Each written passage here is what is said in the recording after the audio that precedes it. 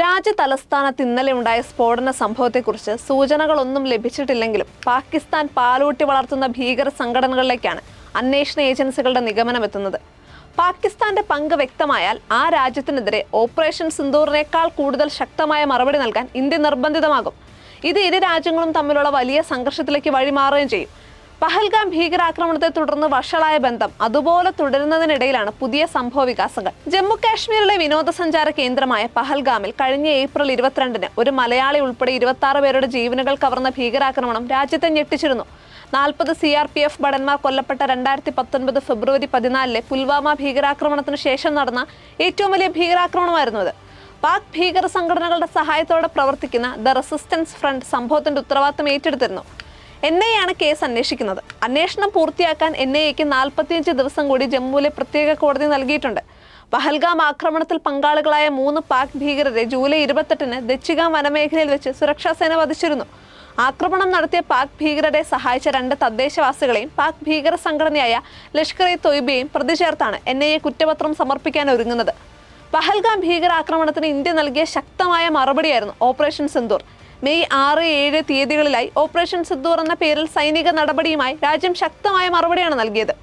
കര, നാവിക, വ്യോമസേനകൾ സംയുക്തമായി നടത്തിയ ഓപ്പറേഷൻ സിന്ദൂറിൽ പാകിസ്ഥാനിലെയും പാക് അധീന കാശ്മീരിലെയും 9 ഭീകര കേന്ദ്രങ്ങളാണ് തകർത്തത്. ഇതുകൂടാതെ നിരവധി പാക് സൈനിക കേന്ദ്രങ്ങളും ആക്രമിക്കപ്പെട്ടു. ആക്രമണത്തിൽ 200ഓളം പാക് സൈനികർ കൊല്ലപ്പെട്ടെന്നാണ് പിന്നീട് സ്ഥിരീകരിക്കപ്പെട്ടത്. ഇന്ത്യയുടെ ഭാഗത്താകട്ടെ പാക് ഷെല്ലിങ്ങിൽ അതിർത്തി ഗ്രാമങ്ങളിലെ 13 ഗ്രാമവാസികൾ കൊല്ലപ്പെടുകയും 59 പേർക്ക് പരിക്കേൽക്കുകയും ചെയ്തു.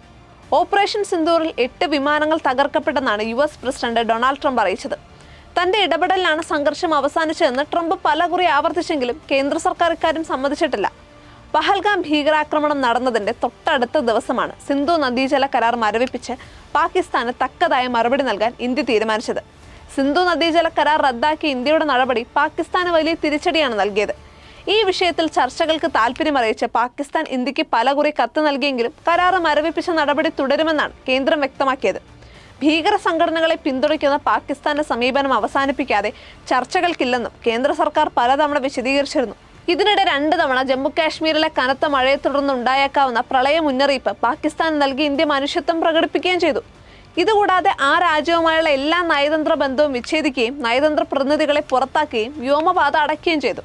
മാത്രമല്ല, ഇന്ത്യയിലെത്താൻ പാക് സ്വദേശികൾക്ക് അനുവദിച്ചിരുന്ന വിസകൾ റദ്ദാക്കുകയും ഇന്ത്യക്കാരുടെ പാകിസ്ഥാനിലേക്കുള്ള യാത്രയ്ക്ക് വിലക്കേർപ്പെടുത്തുകയും ചെയ്തു. പാകിസ്ഥാനുമായുള്ള നേരിട്ടുള്ളതും അല്ലാത്തതുമായ എല്ലാ വ്യാപാരങ്ങളും അനിശ്ചിതകാലത്തേക്ക് നിർത്തിവെക്കുകയും പാകിസ്ഥാനിൽ നിന്ന് മറ്റൊരു രാജ്യം വഴി ഇന്ത്യയിലേക്കുള്ള ഇറക്കുമതികൾ നിരോധിക്കുകയും ചെയ്തു. പഹൽഗാമിലെ സംഭവ വികാസങ്ങൾ UN രക്ഷാസമിതിയിലെ സ്ഥിരാംഗങ്ങളോട് വിശദീകരിച്ച ഇന്ത്യ ഭീകരാക്രമണത്തിൽ പാകിസ്ഥാന്റെ പങ്ക് വിശദമാക്കുന്ന തെളിവുകളും കൈമാറി.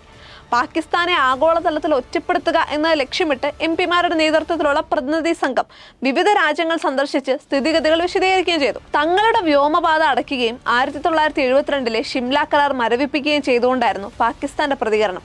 പിന്നാലെ പാകിസ്ഥാനും തങ്ങളുടെ വാദഗതികൾ വിശദീകരിക്കാനായി വിവിധ രാജ്യങ്ങളിലേക്ക് പ്രതിനിധി സംഘത്തെ അയച്ചു.